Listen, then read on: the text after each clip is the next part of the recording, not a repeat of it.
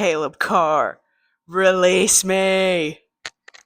Release me, please. I'm thinking of making Release Me, Caleb Carr the title of this, or I might do that one meme. Caleb Carr, save me. Save me, Caleb Carr. Caleb Carr. Okay, this might be. First of all, no one's watching this, so I'm gonna talk freely. And I shouldn't give it a disclaimer because I know no one's watching it, but I'm going to anyway. This is gonna be a very parasocial video, bordering on the Tyler catastrophe situation, which is old news at this point, but you know who I'm talking about, right? So sorry for that, but I can't help it that I am in love with a dead man. So basically, I don't even know when this started. I first read The Alienist in February of 2024, and I was like, wow, this is fabulous, this is amazing. But I didn't go searching for any of his other works. It wasn't until that fateful May night of 2024. It was like literally like 2 a.m., 2:30 a.m. And I was, for some reason, I was like, well, before I go to bed, let me check the news because nothing puts you to sleep easier, I guess. And that's what I saw on the homepage. Author of The Alien is Caleb Carr, dead at 68. And I was like, ugh. I do that every time. Every time a celebrity dies, I go, ugh. Even if I didn't really like them or if I wasn't, a super big fan of them, I do that every single time.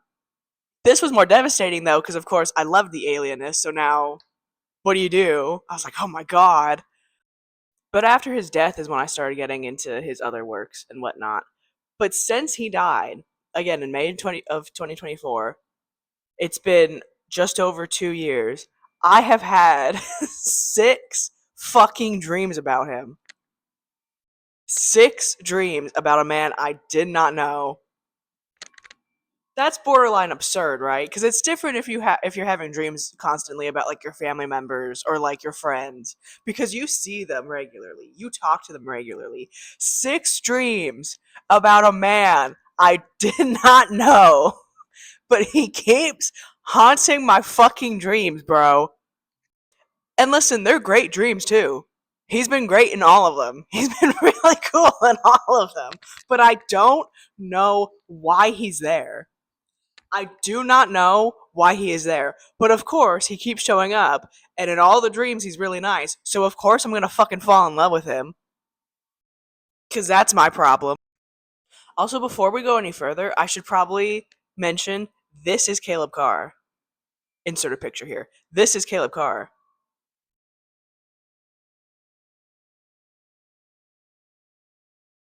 I know what you're thinking.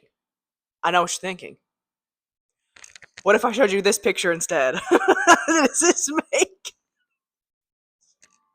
Does this make any difference? Personally, I think both of these pictures fabulous, incredible, very.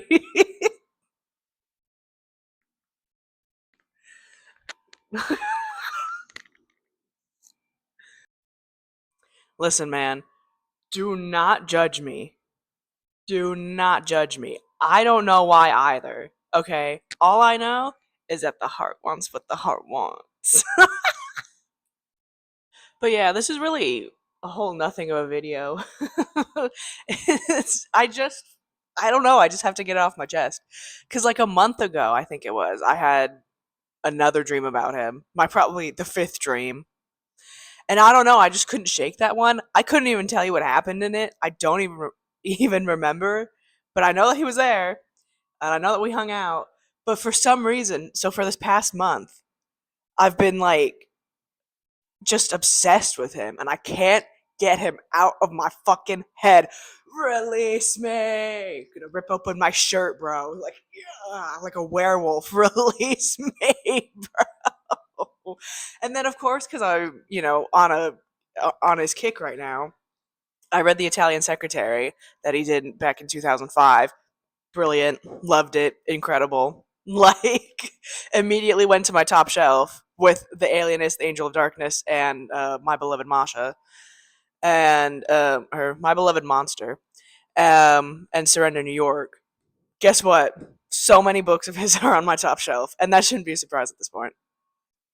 But also, last night I started reflecting a bit because I feel like he's sort of my type of man.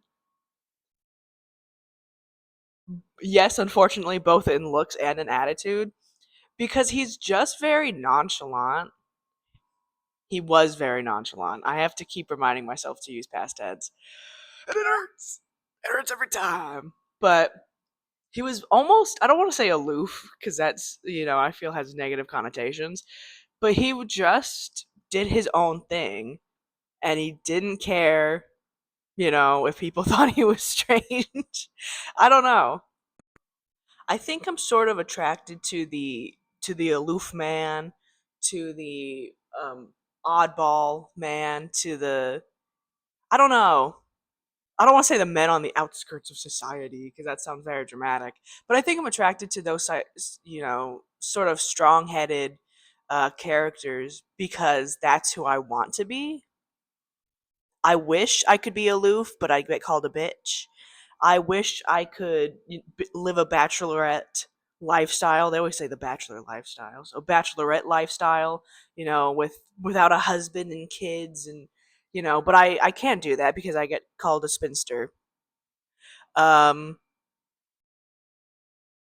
it's a bit like we're taking a turn now. We're from me gushing over Caleb Carr to me being like, well, actually, I'm not allowed to do this because I am a female presenting person. No, but it reminds me. Have you ever read Monsters: A Fan's Dilemma by Claire Dedadier? I have tried so hard to learn how to pronounce her last name, and it's just not clicking. I don't know. My mouth can't move like that. But she makes the point of men are allowed to be what's called an art monster. So they're allowed to be, sort of aloof. They're allowed to be odd. They're allowed to be, a little cold and callous and a little pretentious. Whereas women really aren't. I cannot walk into a space and be like, yeah, my poetry's pretty freaking amazing.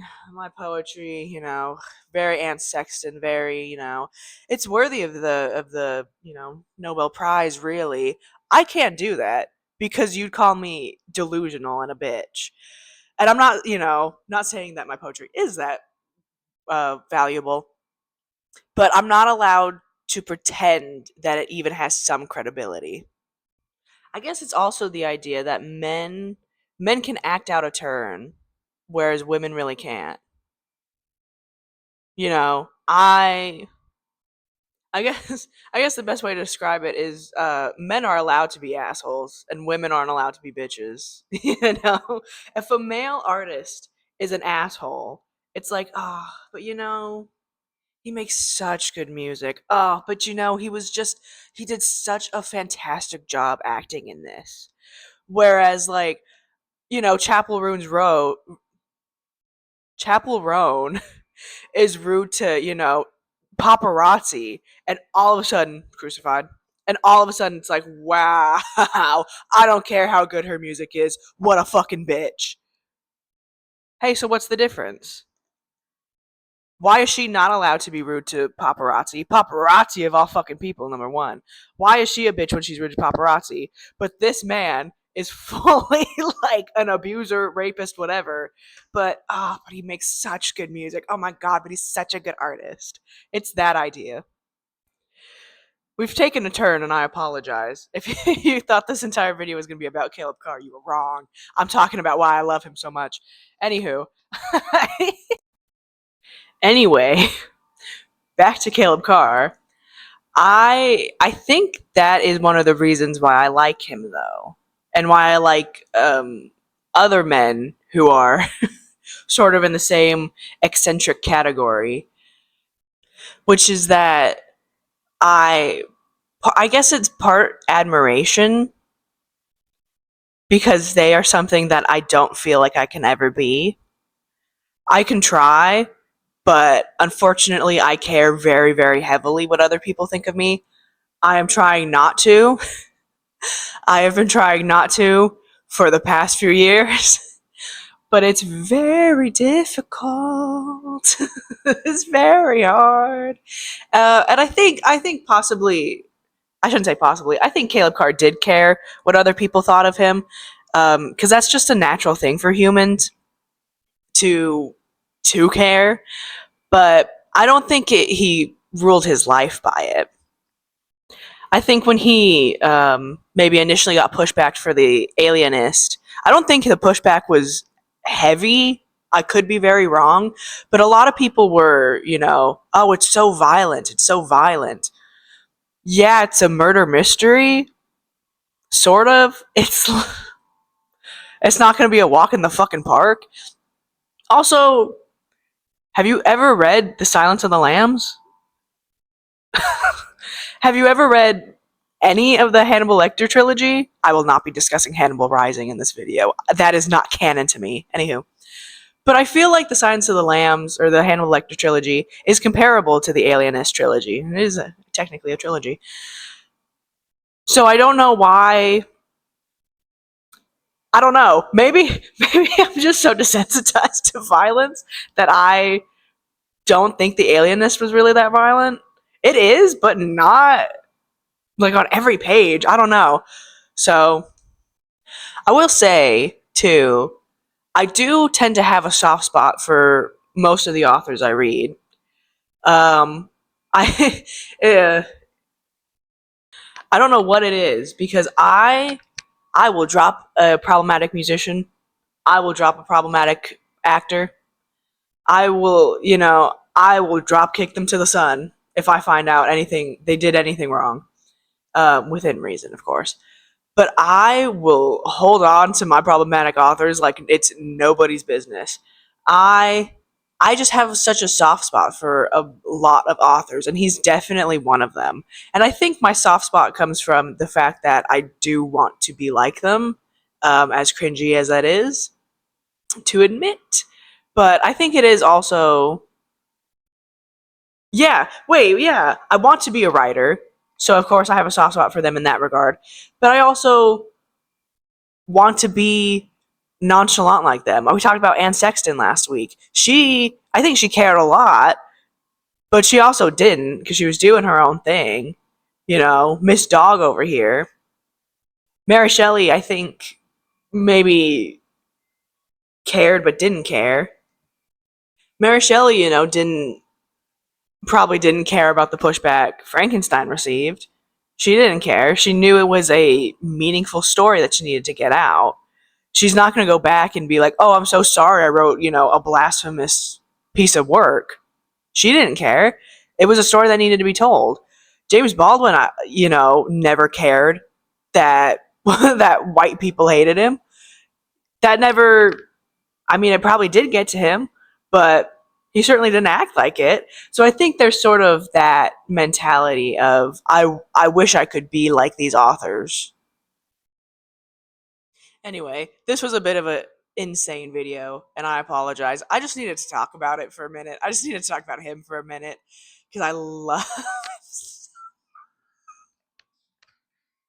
Oh, and I'm trying not to be parasocial about it because I don't know any. I know so much about him, but I don't know anything about him. That kind of thing. I can tell you when his birthday is. I can't tell you what his favorite color is. Was was. Anywho, sorry. I don't know. Wait, no, fuck you. I'm not apologizing. I'm not apologizing. Nobody's gonna watch this stupid video. Nobody.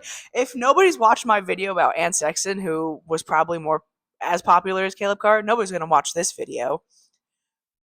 My videos get one view, and it's me making sure that it uploaded correctly. I'm not apologizing. I'm not apologizing. Fuck you. I love Caleb Carr. And I can only hope that when I die at the age of 37, I will find him somewhere and I will propose to him. I will not apologize for being in love with a dead man. Guess what? There's 17 others. Okay, one day I'll talk about Colin Clive on this channel because I love Colin Clive too. And also, when I die at the age of 37, I'm going to find him. I'm going to find Colin Clive. I'm going to find all the other men that I've ever loved, and we're going to start a commune. Okay, and it's gonna be so much fun, and that's what heaven is for. Oh my god, I'm deranged. Okay, thank you for watching. Bye.